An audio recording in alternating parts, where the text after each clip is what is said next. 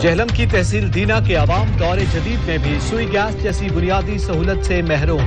شہری مہنگے داموں گیس سلنڈر اور لکڑیاں خریدنے پر مجبور۔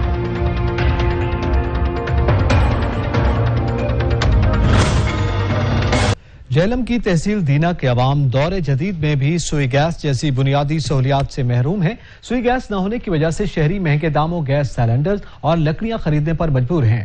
شہریوں نے حکومت سے دینا کو سوئی گیس جیسی بنیادی سہولت فراہم کرنے کا مطالبہ کیا ہے۔ ذوالقرنین شاہ کی رپورٹ۔ تحصیل کا درجہ ملے 17 سال گزر گئے مگر تحصیل جیسی بنیادی سہولیات نہ مل سکیں۔ اس دور جدید میں بھی تحصیل دینا کے عوام سوئی گیس جیسی بنیادی سہولت سے محروم ہیں۔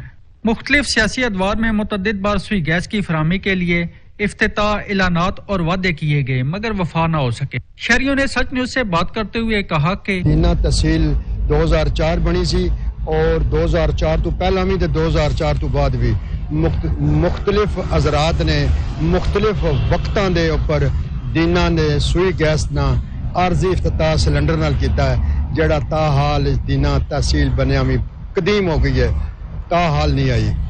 دینے گیس دا مسئلہ ہے، اگے 2 وزیر اعظم افتتاح کر کے گئے لیکن گیس نہیں دیکھی بندیاں نے۔ نواز شریف صاحب بھی اعلان کیتا ہے لیکن گیس نہیں ملی سن۔